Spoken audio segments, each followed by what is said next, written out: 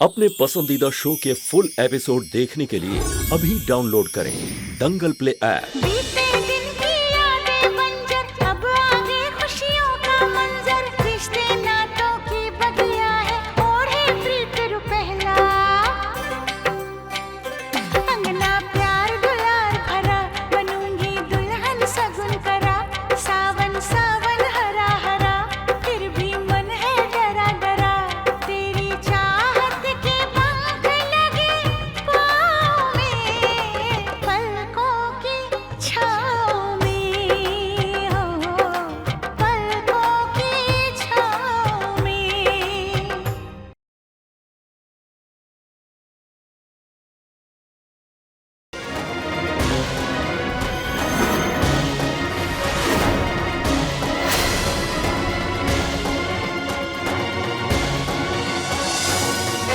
हाँ, नंदिनी, तुम यहाँ?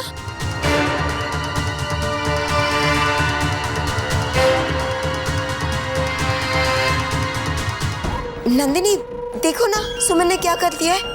पूरे गाय घर में सुहाग की निशानियों को फैला दिया है। मैं बस उसी को समेट रही थी। समेट रही थी या बिखेर रही थी? क्या मतलब? बुआ जी, जहाँ तक हम सुमन को जानते हैं, वो कभी ऐसी हरकत कर ही नहीं सकती। हमें सुमन जी की बातों में सच्चाई नजर आ रही थी और तभी हमें लगा कि कोई तो ऐसा है जो उनके साथ ये सब कर रहा है। कर्मानुसार मिलने वाले स्वर्ग या नर्क का भोग और इसके उपरांत उस जीव का किस योनि में जन्म होगा, इन्हीं सब चीजों का विस्तार से वर्णन गरुड़ महापुराण में मिलता है।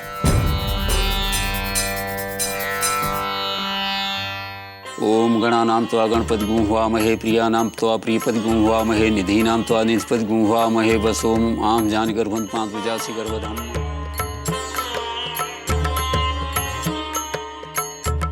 जो मनुष्य इस गरुड़ महापुराण का पाठ करता है अथवा सुनता है, वह सब चीजों का जानकार हो जाता है और मृत्यु के पश्चात उसको स्वर्गलोक की प्राप्ति होती है। कार्तिक जी, यह धोती और कंबल आज से तुम्हारे लिए है। 13 दिनों तक तुम ही इसका उपयोग करोगे, किसी अन्य को मत देना।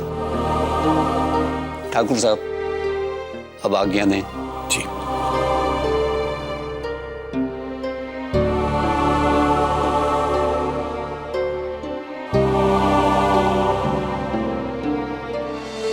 क्यों कर रही हैं आप ये सब? क्यों सता रही है सुमन को? वो पहले ही इतनी परेशान है और आप? नहीं नहीं नंदिनी, वो तुम उसे अभी ठीक से जानती नहीं हो ना, इसलिए तुम्हारे दिल में उसके लिए हमदर्दी पैदा होती है। लेकिन मैं तो उसकी असलियत जानती हूँ। एक नंबर की शातिर है वो। पता है, कादम्बरी भाभी से सुमन एक बार क्या मिली कि बस भाभी का मन मोह लिया। भोली भाली शक्ल बनाकर झूठी झूठी बातें करके सबका मन मोह लेती है। अरे पूरा परिवार उसके खिलाफ था और सबका विरोध करके फिर भी भाभी ने उसी को अपनी बहू बनाया। और ज्यादा मैं क्या बोलूं, तुम तो जानती हो ना, आजकल तो उसने कार्तिक को भी अपने वश में कर लिया है। तुम तो देख ही रही हो ना कि किस तरह से हर बात पे कार्तिक उसी का पक्ष लेता है। बुआ जी, हम इतने ना समझ नहीं हैं, सब समझते हैं। आपके ये सारे करतूत हम घर वालों को बता देंगे। नंदिनी, तुम अपने काम से काम रखो, मेरे रास्ते का कांटा बनने की कोशिश मत करना। और मैं जो भी कर रही हूँ उसमें तुम्हारी ही भलाई है। अच्छा, ऐसी कौन सी भलाई है? जरा हम भी तो सुने। उफ नंदिनी, कितनी भोली हो तुम। तुम्हें पता है ना कि सुमन सुंदर है, जवान है। ऐसी विधवा मर्दों की हमदर्दी हासिल करके दोबारा सुहागन बनने में ज्यादा देर नहीं लगाती। मुझे जो समझाना था मैं समझा चुकी। अब तुम घर वालों को मेरी करतूत बता भी दो तो नुकसान तुम्हारा ही होगा। अब तुम्हारा फैसला मैं तुम पर ही छोड़ती हूँ। मैं आंगन में तुम्हारा इंतजार करूंगी।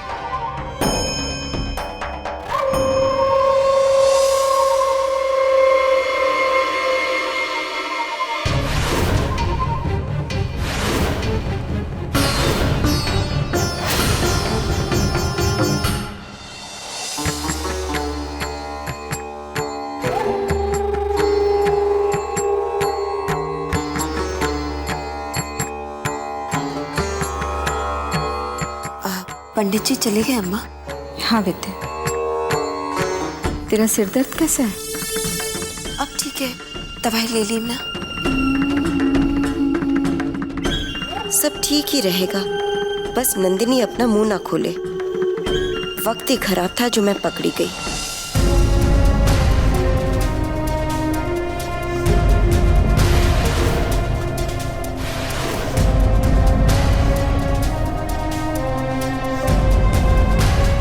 अब रुकिए।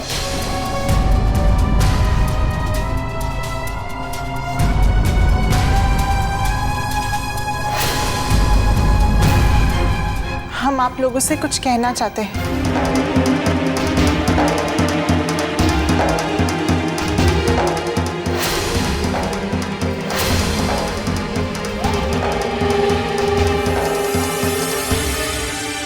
इस घर में जो कुछ भी हो रहा है बहुत गलत हो रहा है।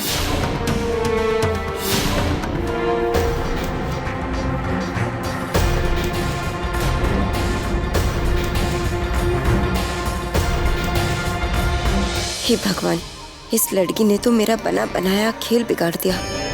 उफ, अब तो मेरे इस घर से छुट्टी निश्चित है। देखिए, हम आप सबको अपना समझ के कुछ कह रहे हैं। इस घर में ये सब कब तक चलेगा?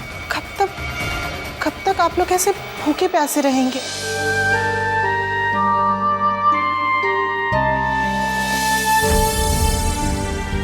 आप लोगों ने कल से कुछ नहीं खाया है। अगर ऐसा ही चलते रहा तो आप लोग बीमार पड़ जाएंगे। हमसे इस घर की ऐसी हालत देखी नहीं जाती। नंदिनी बेटा, कौर गले से चाहे तो कोई खाना खाए ना। हम आपके दुख को समझते हैं। नंदिनी सबका दुलारा था, वो बड़ा हो गया था, मगर फिर भी उसमें एक छोटा बच्चा छुपा था। शरारतें भी बिल्कुल वैसे ही करता था। भाई था मेरा, मगर मुझे बिल्कुल अपने बच्चे जैसा था।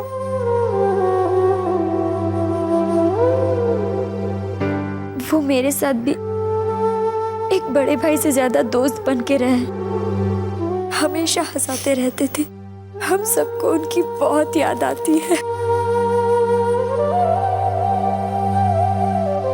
कंचन जी, वो आप लोगों को हमेशा हंसाते थे ना, और आज इस तरह आप लोगों को रोता हुआ देखकर कितनी तकलीफ पहुंच रही होंगी उनकी आत्मा को।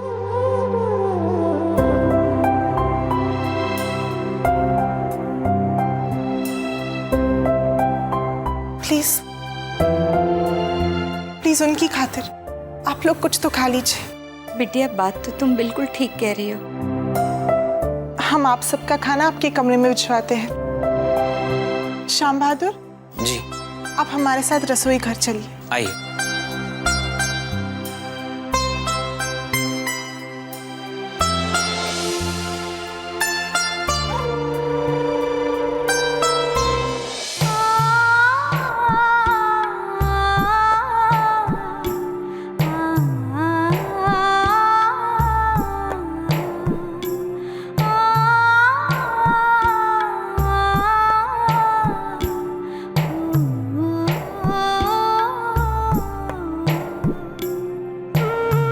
यही तो थी लकड़ियां, कहाँ चली गई?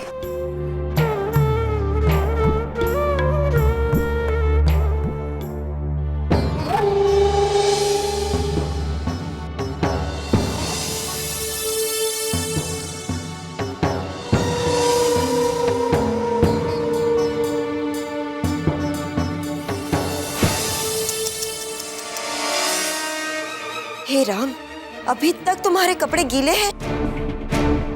सर्दी लग जाएगी तो रात भर चीख चीख कर हमारी नींद बर्बाद कर दोगी। और ये क्या, तुम्हें भूख नहीं लगी है? अभी तक चूल्हा क्यों नहीं जलाया? हमने यही लकड़ियां रखी थी, पता नहीं कहाँ चली गई। ओ हाँ, ये लो, मैं भी बताना भूल गई। वो लकड़ियां मैंने बाहर सूखने के लिए रखी थी, मैं अभी लेकर आती हूँ। नहीं बुआ जी, हम लेकर आते हैं। नहीं नहीं, तुम खाने की तैयारी करो। अब इतना काम तो मैं कर ही सकती हूँ ना।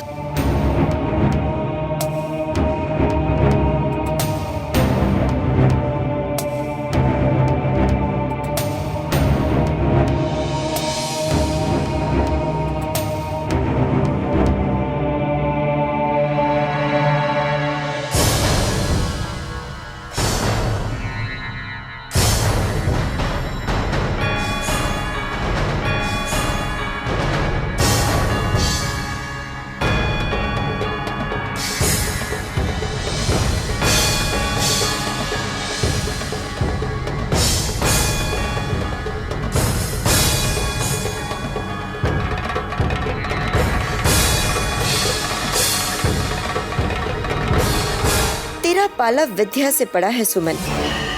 अब ना ये गीली लकड़ियां जलेंगी, ना तेरे पेट की आग बुझेगी। इन 13 दिनों में तुझे दुख से ही नहीं बल्कि भूख से भी तड़पाऊंगी। इस घर का एक दाना अन्न तुझे नसीब नहीं होने दूंगी। तेरी हालत भी बिल्कुल इन गीली लकड़ियों की तरह करने वाली हूँ। ना ठीक से चल पाएगी, ना बुझ पाएगी।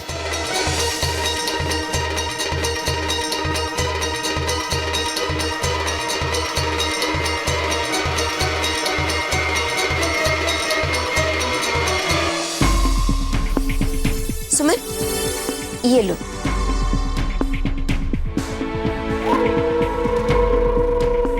धन्यवाद बुआ जी। ठीक है। ये लकड़ियां तो थोड़ी गीली लग रही हैं। गीली है? क्या मतलब? मैं पानी डालकर लाई हूँ? नहीं नहीं बुआ जी,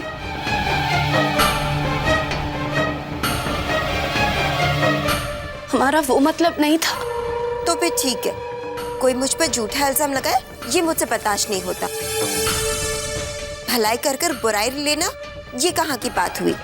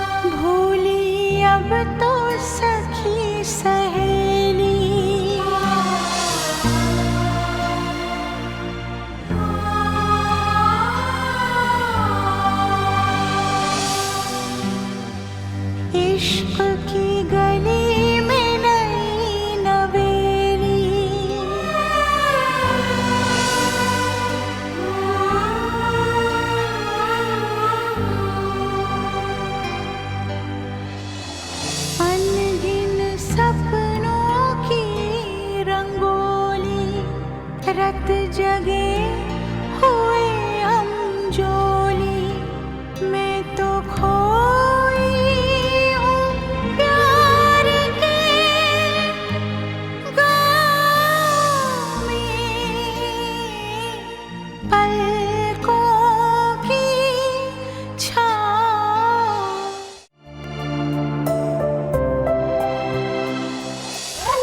अरे वाह नंदिनी, तुम तो बड़ी अच्छी लड़की हो।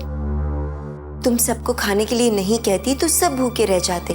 सच। बुआ जी, हमने आपके भी कमरे में खाना भिजवा दिया है, आप खा लीजिए।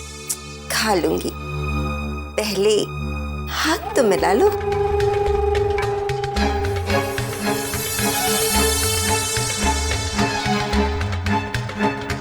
जी, हम कुछ समझे नहीं। क्या नहीं समझी? सुमन के खिलाफ मेरी जंग में तुम मेरा साथ दे रही हो तो हाथ नहीं मिलाओगी? आपको कोई गलतफहमी हुई है। हमने आपका साथ कब दिया? अरे इसे साथ देना ही तो कहेंगे ना। अब ये गाय घर वाली बात तुमने किसी से नहीं कही। माफ कीजिए विद्या जी, जो आप सोच रही है ऐसा कुछ भी नहीं है।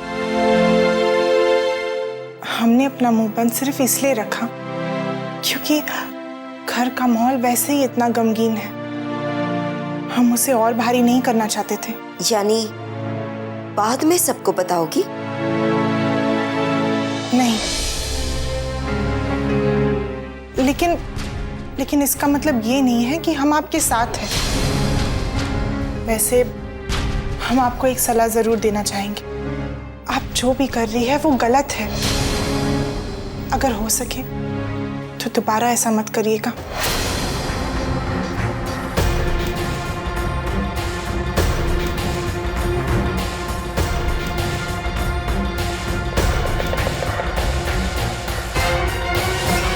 वक्त के साथ सही गलत की परिभाषा ही बदल जाती है नंदिनी। आज जिस बात को तुम गलत कह रही हो, कल उसी बात को ना सिर्फ तुम सही कहोगी बल्कि बढ़ चढ़कर उसमें मेरा साथ भी दोगी। आखिर कार्तिक से प्यार जो करती हो, उसे खो देने का डर तुम्हें मेरी ओर खींच ही लाएगा।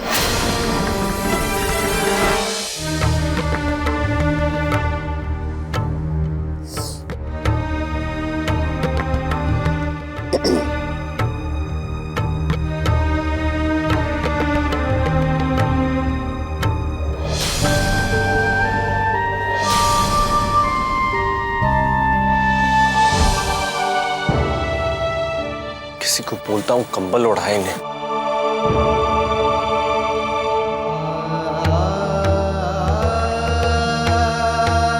बोलूंगा तो कहेंगे कि हमदर्दी जता रहा है।